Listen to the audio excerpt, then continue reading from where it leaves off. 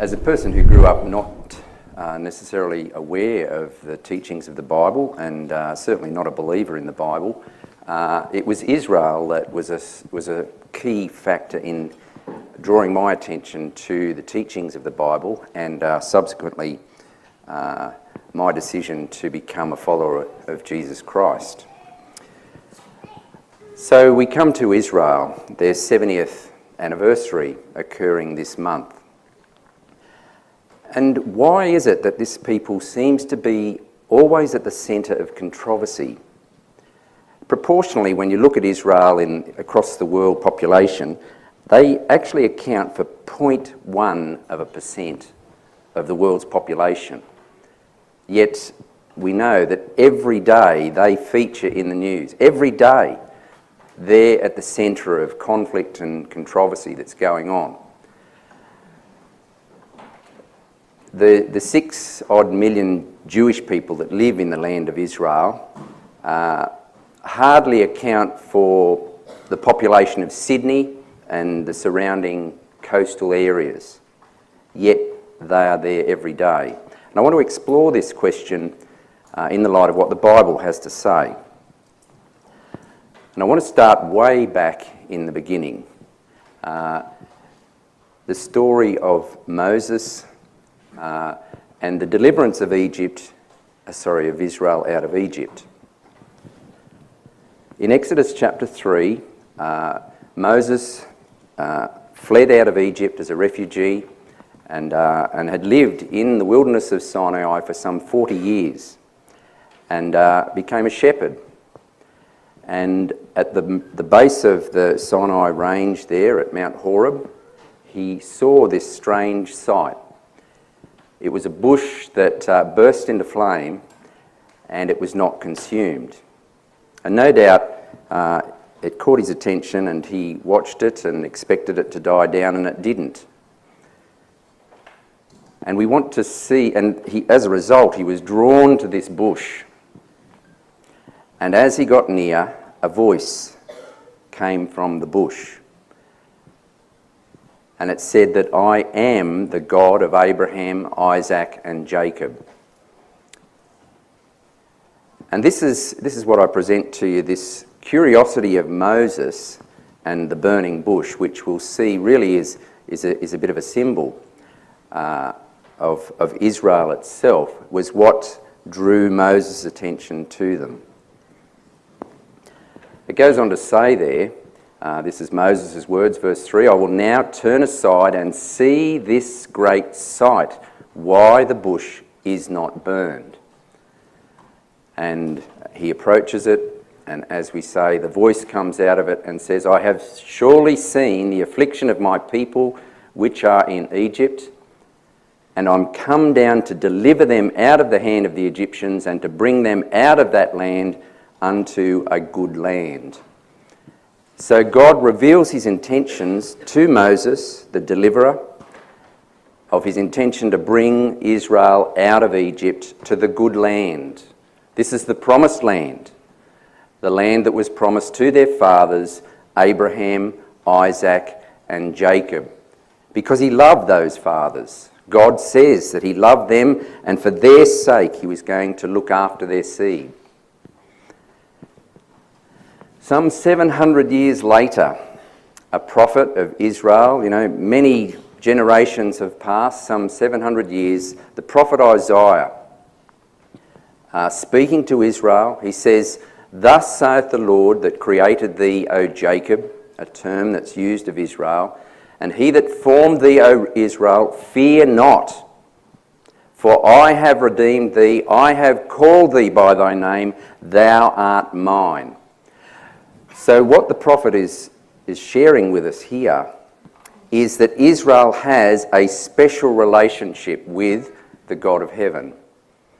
Moses, in fact, said this to the people of Israel on the border of the promised land when they were about to enter in. He said, You are a chosen and a special people, a testimony to all nations. And Isaiah simply reiterates the same thing. And you can see in this next verse that really Isaiah's got the burning bush story in his mind. Look what he says. When thou passest through the waters, I will be with thee. Through the rivers, they shall not overflow thee. When thou walkest through the fire, thou shalt not be burned, neither shall the flame kindle upon thee. So a prophet of Israel who understood and knew the history of that nation is clearly referencing back to their beginnings, the genesis of the nation as they came out of Israel. And he says, further on in the chapter of Isaiah 43, that they are a witness, that the people of Israel are a witness to the fact that God exists and that he's working with them.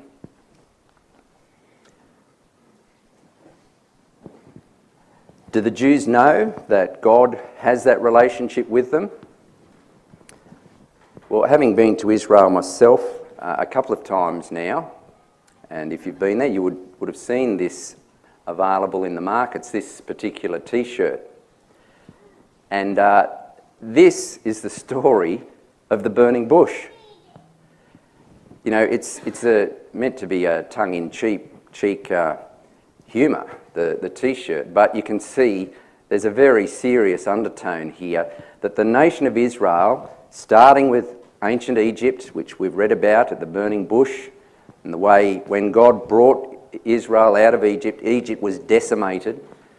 Then there was the Philistines through the time of David, King David, the famous king. Then the Assyrians came and took the 10 northern tribes away into captivity. The Babylonian Empire came and took the 2 southern tribes. The Persian Empire, the Greek Empire, and so on and so on. The people have persecuted and oppressed the people of God, the chosen people. But they just keep coming back to life after these successive waves of destruction that come upon them. Just like that burning bush way back at the beginning. The ravaging flames that would envelop God's people would again and again and again would not destroy them. And history has proven that prophecy to be true. God is to be trusted. He is true to his promise. And this is despite Israel's disobedience and unfaithfulness. In fact, all this flame of judgment came upon them because of their disobedience and their disregard for their God. But God was consistent. He'd made a promise and he stood by it. So we come to the prophet Jeremiah. Jeremiah, again, you can see in this, he's alluding to this same principle of the way God works with his people.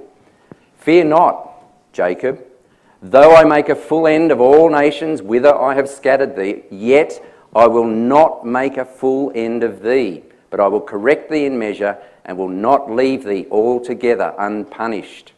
Okay, so here Jeremiah is saying essentially the same thing. Though all nations will be lost and destroyed, not Israel. That burning bush would not be consumed. God is clear in this because of his love for their fathers, for Abraham, Isaac, and Jacob, and they would survive. The verse before this uses another simile or a figure to illustrate God's care for his people. Hear the word of the Lord, O ye nations. This is us. We're the non-Jews. Look at this, Jeremiah is saying, and declare it in the isles afar off, and say, he that scattered Israel will gather him and keep him as a shepherd doth his flock. So, because of their unfaithfulness and disobedience, God would scatter them among all the nations, and he certainly did that particularly harshly under the Roman Empire in AD 70, as they suffered dreadfully in the siege of Jerusalem and other tragedies that came upon them.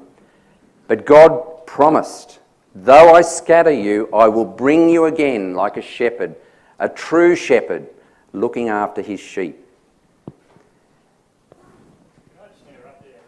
Certainly. I think you've talked a lot about how Israel is a special people and God chose Abraham. Do you have thoughts on why?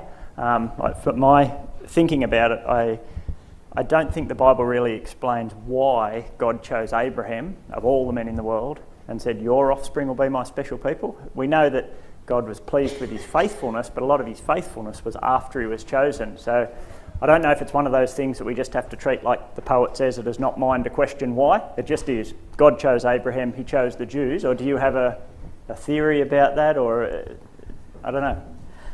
I don't know if I have a short answer to that question, Richard.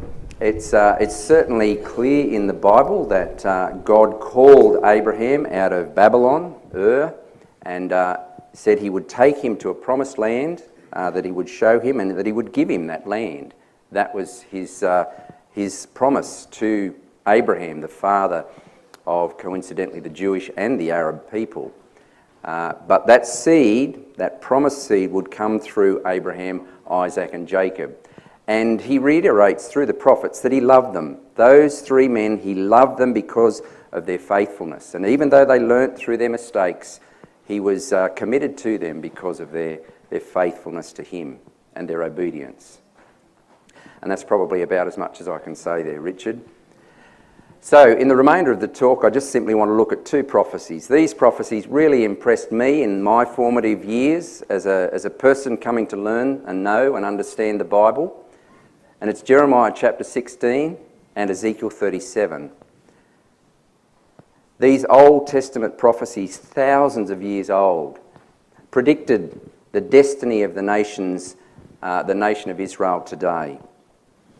So we come to Jeremiah 16.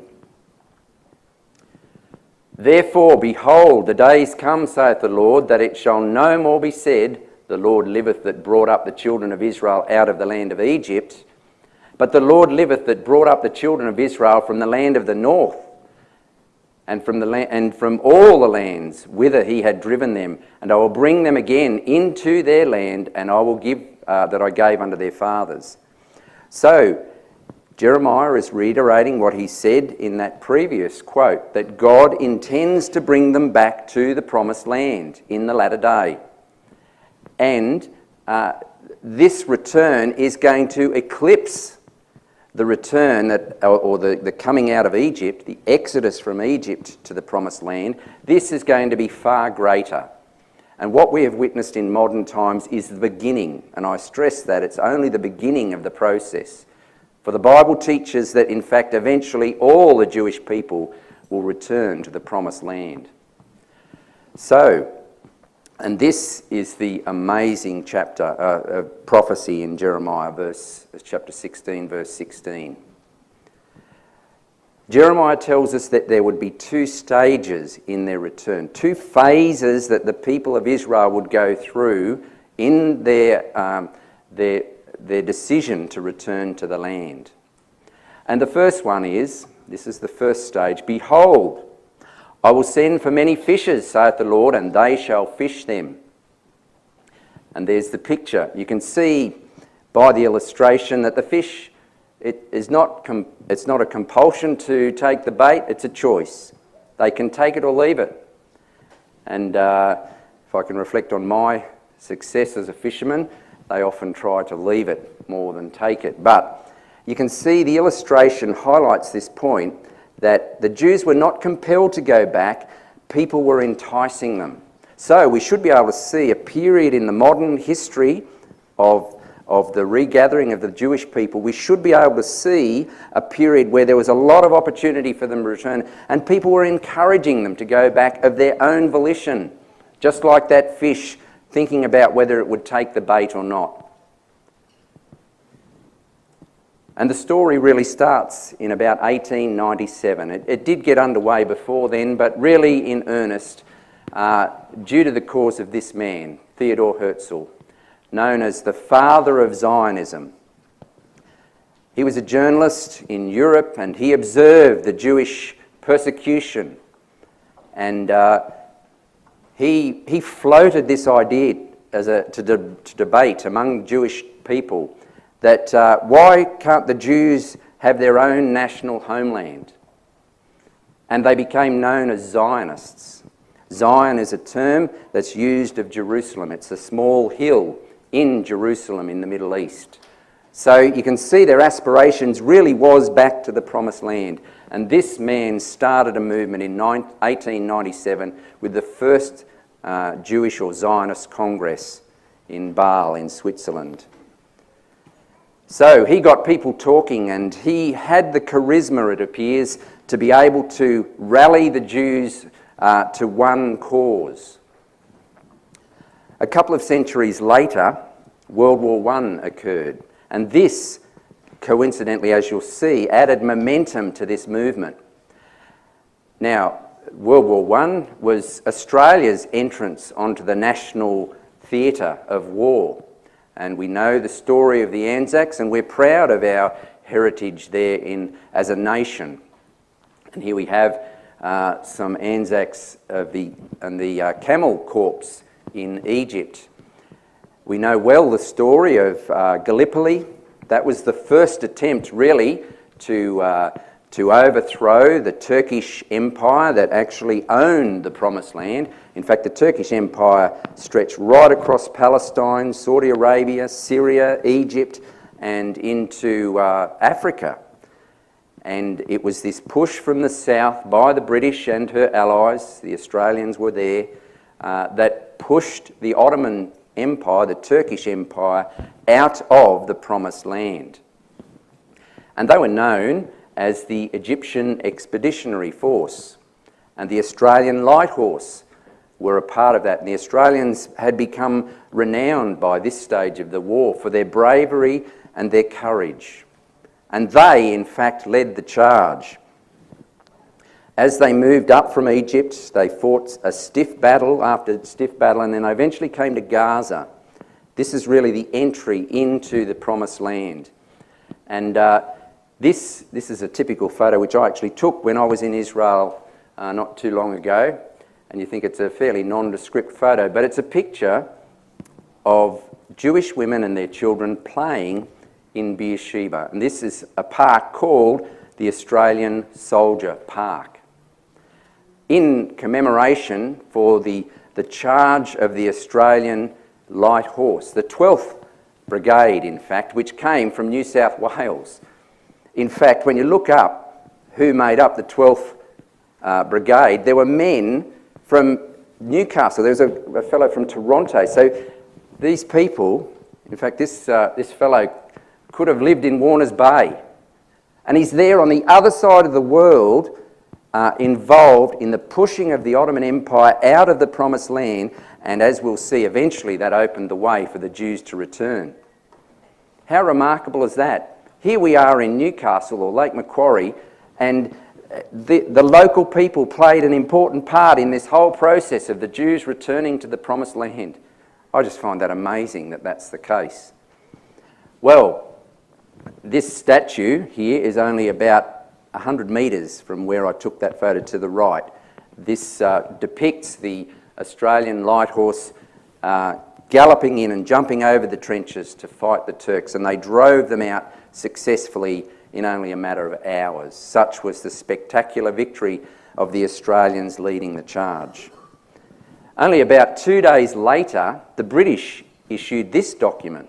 So the British were leading this force. They were the commanders of the force to push the Ottomans out, and having just taken Beersheba, 2 days later they issue this document, a public declaration called the Balfour Declaration, issued in November the 2nd, 1917. And look what it says there at the start. I have much pleasure in conveying to you, on behalf of His Majesty's Government, the following declaration of sympathy with Jewish Zionist aspirations. Did you see that? Sympathy with the Jewish Zionist aspirations, which has been submitted and approved by the British Cabinet. So he's picking up on the impetus of Herzl, the Zionist movement that had started some 20 years before. He's now picking up the language of that and saying, we as the British government support that cause. And they view with sympathy, and they would facilitate Jews returning to them. And this was issued as a public statement on the very verge of them conquering the Promised Land. This is remarkable as these events were so rapidly unfolding before everyone's eyes. This was unprecedented that the conquering power of the promised land actually encouraged Jews to return back. That hadn't happened since the times of the Persians, hundreds of years before Jesus Christ. It's without precedent. No one had taken care for the Jews throughout the centuries. But all of a sudden, the British put their hands up and say, we support this cause and we will help them return. Just a remarkable thing. In a couple of decades, things had completely turned around for the Jews. It just seemed like a miracle. The British government was made up of men like this. There's Lloyd George. He was the Prime Minister at the time, who was a Christian Zionist, coincidentally. There's Lord Balfour, the one that drafted up and issued the document that's so famous today. And the fellow in the middle is the first High Commissioner, because after the war, the British were given the mandate, and I'll talk about that in a minute, to look after the Promised Land, and they established they put a High Commissioner to supervise the British mandate, the governance of that area. And this fellow, his name, Herbert Samuel, gives it away. He was a British citizen, but he happened to be a Jew. Can you believe it? So much were the British trying to show their genuineness in supporting Jews to return that they allowed a Jew to supervise the land and to oversee and facilitate them settling. This is remarkable when you think about how their fortunes had completely turned around from persecution to now opportunity.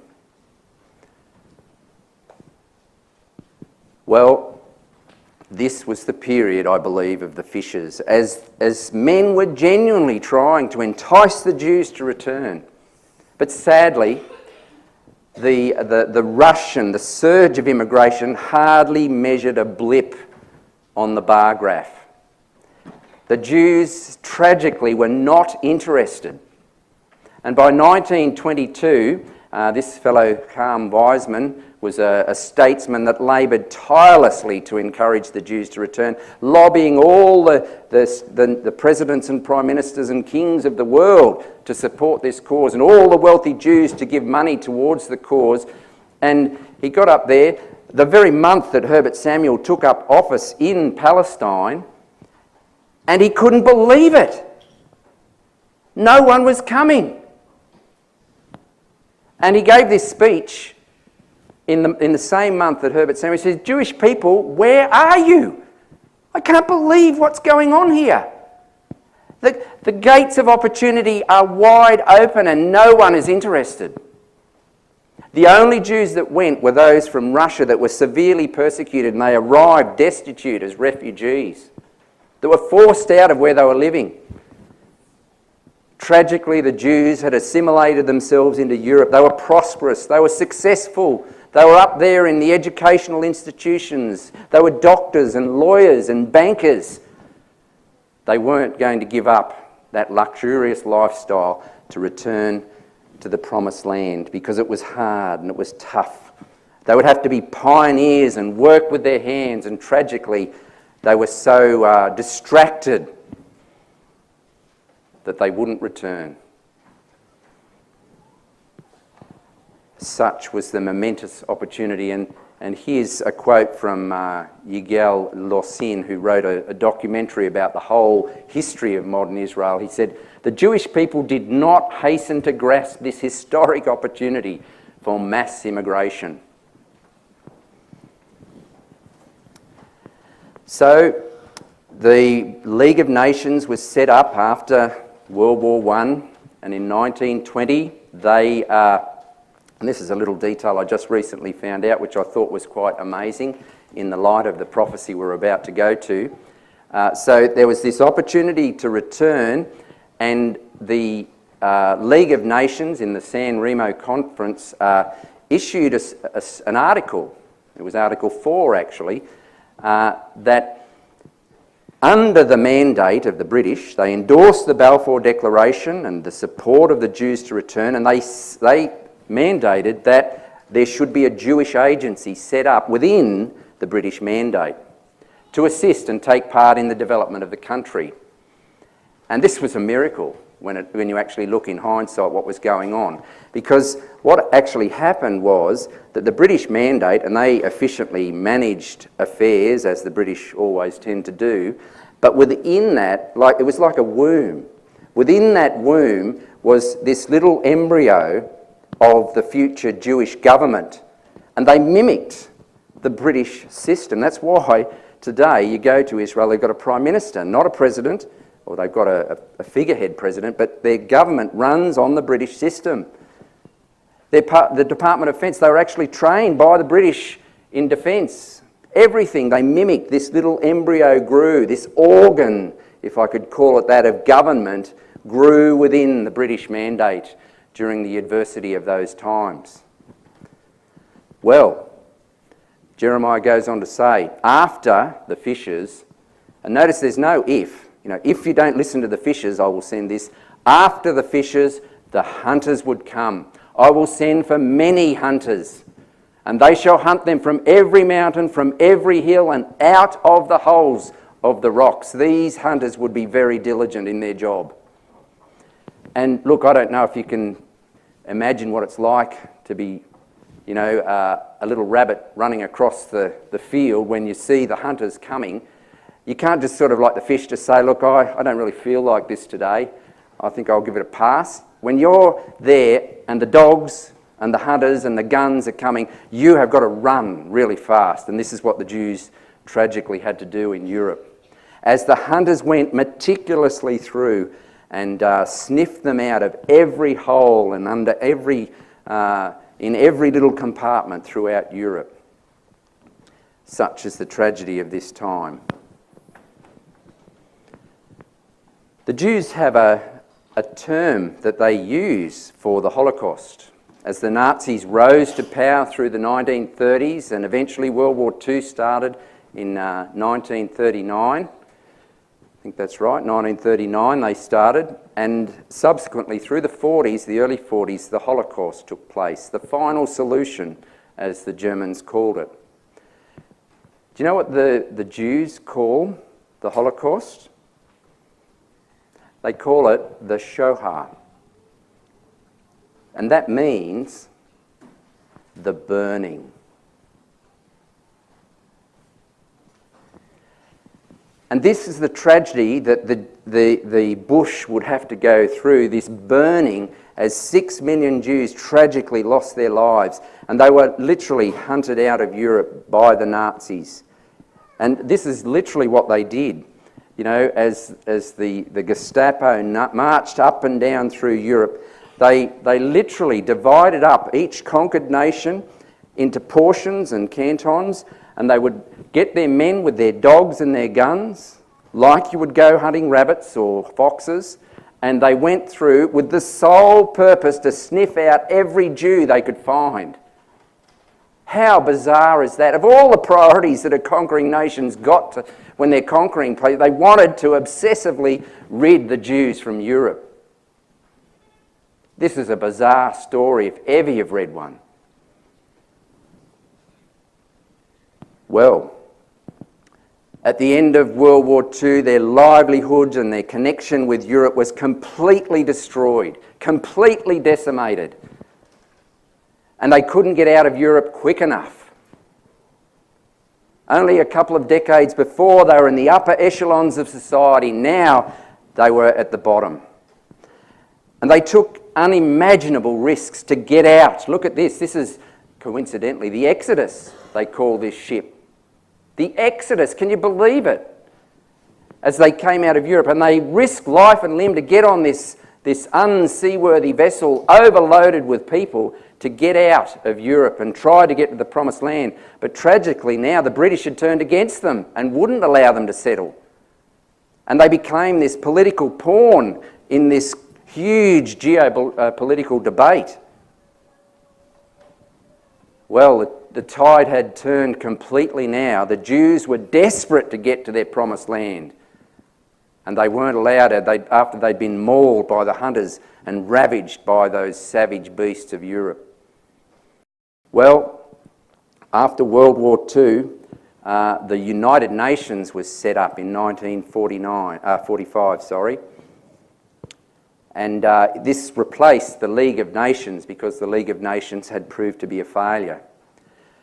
And you know, the first item on their agenda, or one of their first items, was the Jewish question. What to do with the Palestinians and the Jews and this conflict that was going on. So they set up a committee in 1947 to investigate and explore the options of what to do about the Jewish people. And after 6 months they came back, and by the way, that committee arrived in Haifa the day the Exodus ship had arrived, after the British had scuttled the boat and bashed up and killed some of the Jews on board. And the committee arrived there to see these Jews being carted off the Exodus. And things like this, I'm sure, influenced their choice. But they came back to the United Nations with a recommendation to petition the land of Palestine, part for a Jewish state and part for a Palestinian state. And they took a vote in November 1947. And they needed a 2/3 majority to get it passed. Okay, so it wasn't just going to be a slim majority. They needed a sizable majority to get this through. And you know, the Jews had to sit on the sidelines. They could not have a say in this because they weren't a national identity. How ironic is that? That the Gentile nations got together and they made the call whether there would be a Jewish state. And the Jews had to hang out in the foyer and listen as the vote was unfolding. Well, they did get their 2/3 majority. And 6 months later, the Declaration of Independence was made, and there's Ben-Gurion, the first Prime Minister of the State of Israel, under the picture of Theodore Herzl, so appropriate, as he announced their independence. And here's what he had to say in part of his declaration, a fascinating read. The State of Israel will be open to Jewish immigration and for the ingathering of the exiles. We appeal to the Jewish people throughout the diaspora, throughout the world where they're scattered, to rally round the Jews of Eretz Israel, the land of Israel, in the task of immigration and upbuilding, and to stand by them in the great struggle for the realisation of the age-old dream, the redemption of Israel. What a term to use. Well, we come to our second prophecy, and I'll wrap it up in this one now. But this is a prophecy that makes shivers come to your spine. It's a story of a resurrection of a nation. And I don't think prior to World War II anyone fully appreciated the horrible significance of this vision. Here's an etching by Gustave Dior of the scene. It's an eerie scene, as you can see the prophet Ezekiel there silhouetted in the moon, and the bones and the bodies moving. It's a haunting vision of dry bones, and it depicts really the long and bitter struggle and persecution of the Jews throughout the ages, particularly in the Holocaust. I'd like to just read segments of it to you because it's just an astonishing vision. The hand of the Lord was upon me, Ezekiel says, and carried me out in the spirit of the Lord and set me down in the midst of a valley that was full of dry bones, and caused me to pass by them round about, and behold, there were very many in the open valley, and lo, they were very dry. And he said unto me, Son of man, can these bones live? And Ezekiel answered, Only you know, Lord. To make these bones live requires a miracle. I mean, what would you think if you came across this valley, as far as the eye can see, of bones, dry bones, as the wind blows the dust around them? What's happened? Is it plague? Is it disease? Is it genocide? How have these bodies come to be here unburied in the open plain? And Ezekiel could see that it was a miracle that required to bring them back. Only a miracle could do it. So Ezekiel commences his prophecy. So I prophesied as I was commanded, and as I prophesied there was a noise, and behold a shaking, And the bones came together, bone to his bone. And when I beheld, lo, the sinews and the flesh came up upon them, and the skin covered them above, but there was no breath in them. Then said he unto me, Prophesy unto the wind, prophesy, Son of man, and say to the wind, Thus saith the Lord God, Come from the four winds, O breath, and breathe upon these slain, that they may live. There's two particular things I want to pick up out of these verses. Notice the instigation of the bones coming together was a shaking, a noise and a shaking. And the Bible uses shaking or an earthquake as a symbol of war and political upheaval, and that's exactly what happened. World War I and World War II were just that, as empires were emerged and empires were destroyed. And this whole upheaval of the world, and that began the process of the bones coming to bone. And then bit by bit, remember I talked about that Jewish agency that had formed within the British Mandate, and gradually they got the skills and the competence to govern, so that eventually was the government of the new state. As bit by bit all of the parts of the body came together in such a remarkable way. I mean, you think about it, all these refugees arriving from all over the world because of persecution, how on earth are they going to get a government together and run their country? But God clearly was at work and knew and understood all that was necessary. And notice here, verse 10, there's this distinct pause in the process. All this movement as the bones, it's an eerie scene. It's a Frankenstein scene, isn't it really? As this body is coming back to life, as it's being put back together. And then there's this distinct pause, as Ezekiel says, there was no breath in them. So the bodies had completely reformed, and there they were lying on the ground with no breath. And Ezekiel has to then prophesy to the wind, he's told. Prophesy to the wind. And the wind would come from the four corners of the globe and give strength to this body, and it would stand up. And that's clearly what happened. As I said, the UN voted in November 1947, and for 6 months this body had all the ticks of approval and the stamps that were required for it to come into existence, but it was absolutely powerless to do one thing. They couldn't set up their defence force, they couldn't set up any trade or anything. They were powerless to do anything under the remaining 6 months of the British Mandate. But the 5 Arab countries around, they weren't going to hold back, and they were building up the latest technology in warfare and equipment ready to pounce on this body as it stood up. Notice what the vision goes on to say. This is quite just astonishing. I mean, this just blows me away when I read it. So I prophesied as I was commanded, and the breath came. And on the Declaration of Independence, remember Ben-Gurion said, Jews, come from all over the globe to support this emerging nation. And they did. They came in their hundreds of thousands, year after year, as they came back. It was remarkable. And they stood up on their feet, an exceeding great army. And this corpse that had been dead rose to life again, and the first thing it did was fight a war against 5 advanced Arab nations that invaded them. In fact, the people during that 6 months tried to discourage the Jews from announcing their independence because they could see it was just going to be a massacre. The Arabs would just come in and decimate this fledgling Jewish state. And Ben-Gurion in tears said, I can't. The burden of the history of my people rests on my shoulders. He could not stop making the pronouncement of independence. And we're not left into any doubt what this means. Verse 13, then he said, Son of man, these bones are the whole house of Israel.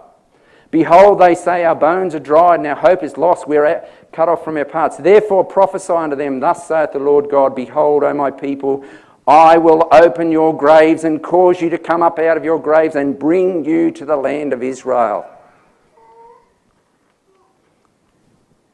And that's what happened on the Declaration of Independence. And this is just another fascinating detail. I could spend hours talking about this, but this, you might know where this is. This is the menorah, and it's just outside the Knesset, the Israeli parliament. And it's a gift given to the Jewish state in 1956 by, coincidentally, the British government. And it's a menorah, and if you've seen it, all around this beautiful cast statue are depictions of scenes of the Bible, the history of Israel. And right in the middle, right here, right there, in the very centre, is this. Now, this wasn't just the whim of a wealthy British citizen. This was the British government who had supervised the mandate and watched this miracle happen under their nose. And in 1956, they decided they'd give this gift, and in the centre of it, there it is, the prophecy of Ezekiel's dry bones. Do you think they understood what they were doing? Is this just a random story that they thought they'd pluck out of the Bible and put on there? It's right dead centre. Of course they knew what they were doing. They could see the relevance of that prophecy. They understood. How remarkable is that? And I want to use the final minute just to bring this message home for the relevance of us all. Resurrection. This is a bit of a, as I said, it's a very confronting concept. Resurrection, as bones come to bones and sinews and flesh and skin. I don't know if you've ever worked in a morgue and seen what it's like to have a body in bits and pieces, but this is the process that Ezekiel describes. It's the most graphic and detailed description in the whole of the Bible of how resurrection takes place. Isn't that interesting? And it's used to describe the Jewish people coming back to their promised land. Remember, God said in Isaiah that you are my witnesses that I'm God, and that the nations can come to know me through you. You know, the Apostle Paul, a minister to the Gentile people, crystallised his message, gospel message, down to one thing at the end of the Acts of the Apostles. You know what that was? He said, for the hope and calling of my people, the resurrection of the dead I'm called into question. He could see that ultimately it all boiled down to the resurrection of the dead. And he was mocked and criticised. Oh, Paul, you've gone mad. Talking about the resurrection, what do you think we are? And he responded, why do you think it's an incredible thing that God can raise the dead? And Israel is a testimony to that fact. You know, Jesus Christ was approached by a group of teachers in Israel during his ministry, and they were very sceptical about this new teaching that Jesus was bringing. And they had a big problem with the idea of resurrection. And they came to him really mocking with this little story of this woman who'd married a brother, and he died, and then she married his next brother, and so on and so on. Well, whose wife is she going to be in the resurrection? Answer that. You know what Jesus' response was? He said, you do greatly err. Because they'd rejected the concept of resurrection, he said, you greatly err. You don't know the power of God. You are if you don't understand how the resurrection fits into the gospel message, you are in great error. You don't understand God's power. And you know the quote that he used to prove that? He quoted the burning bush. He said, I am the God of Abraham, Isaac and Jacob. Is he not a God of the dead? No, he's a God of the living. At the genesis of the people of Israel as they came out of Egypt, he quotes that incident because it refers to the burning bush, that they would go through this process of being reborn again and again. And this is the witness to us in these last days. You know, God knew what it would be like in our time. It's not as if it's a surprise that man's gone the way he has to God. He knew that there would be cynical and sceptical people with all their superior knowledge, and that they would, by and large, reject the concept of God. The world thinks that they have the answers, they have the science and the technology to solve all their problems, but open your eyes and look. The world is in serious trouble, deep, serious trouble. We're on the verge of another world war, and I tell you what, this next world war, which the Bible describes, is going to make the other two world wars put together look like a picnic. And Israel again is at the centre of it all. How remarkable is that? You know, the hope of the gospel is that God has and will again intervene to save his people. And the resurrection of the nation of Israel, after centuries of lying in the dust of oblivion, is living proof that God can save.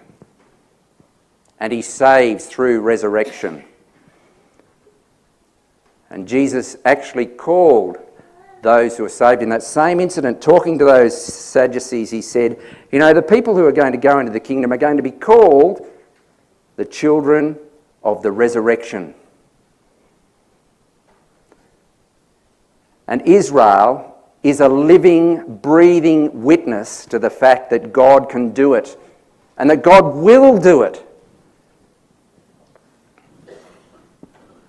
And Jesus Christ himself broke the power of the grave and was resurrected to life again. And this is the hope of the gospel that we all have embraced. This is the salvation that God offers to us, and the proof that God is offering it to us and can do it is the resurrection and survival of the modern state of Israel. Thanks, Jeff. Before you sit down, maybe two questions for you. So our next session, Phil is going to pick up from 1948 and be talking about what's happened in the last 70 years. So most of that conflict that we see at the moment, we label countries. So there's this country fighting against this country, or there's that nation fighting against that nation. You talked about the Ottoman Empire and the British Mandate and the French mandated territories happening at the same time. Can you just clarify, so a lot of these fights are about nations and lands.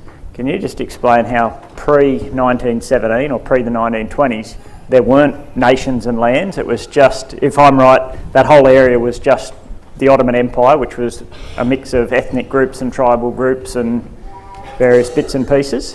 Yes, that's so true. As I said earlier, the Ottoman Empire owned modern-day Turkey, Syria, Palestine, Jordan, Saudi Arabia, and into Egypt originally, and even across into Africa. So when you say they had those places, but they weren't named that at the time, really? Or they weren't? No, it was all called the Ottoman Empire at that stage. Now, when the British actually pushed the Ottomans out, they sort of had utilised the tribal groups to help them. Lawrence of Arabia was one example of a person who utilised the Arab people to facilitate the British advance. And there was promises made to Arabs in Egypt and so forth as well. And at the end of the war, the British sort of paid them back, and they declared the independent state of Saudi Arabia, Jordan, Syria. They set up a king. So all these countries were established largely on the whim of the British Empire, which is quite remarkable, all around this time of between World War I and up to World War II, and even after World War II. Yet the state of Israel didn't come into existence that way. It was declared by the United Nations. Now that's quite remarkable. So all these modern countries in the Middle East, Iraq as well, and Kuwait and so forth, were all set up and carved up by the French and the British on basically the right of conquest, as they said. But not Israel. Israel was determined to come into existence by the vote of the world. Every modern power was there to have a say, and they got the 2/3 majority. So I asked the question, which of those modern states is the most legitimate? when we see really the history of where they've come from. But again, we're not taking political sides. We're just simply observers looking at the process of how God has worked. So the other question Jeff and I talked briefly about this beforehand, is, and I'm just curious to hear him share his thoughts. I'll try not to share mine because I don't really know what they are. When we reflect on these things, so whether it's the light horse taking Beersheba or Hitler's actions in Europe, we see people doing things that on reflection we see, that was the unfolding of God's plan. That was part of God's will. It had been prophesied thousands of years beforehand by God. But that doesn't mean it's good, and it doesn't mean it's right. So as followers of Christ who adhere to his teachings about turn the other cheek, don't kill, love your enemy, how do we get our heads around these things where we see people doing things like you describe the Australian light horse coming in and attacking the Turks? Now that's not something as a Christian that we condone, but it was part of God's unfolding plan and purpose. Do you want to think out loud on that for a moment? Yeah, well, look, we can certainly read in the Old Testament there were empires like the Babylonians and Persians that the prophets speak a lot about, and in some of the figures of speech that are used is the Babylonians which invaded Judah were called a big stick. So God was going to use that stick to punish Israel, and they came through, and he said they would not show mercy on the young, the old, the women or the men. They would come in. But after they'd accomplished what God had wanted them to do, it says that he would then turn the stick back on them. And that's what happened to the Babylonians as the Persians destroyed them. So God uses people to achieve his will. It doesn't necessarily mean that they're virtuous in that process.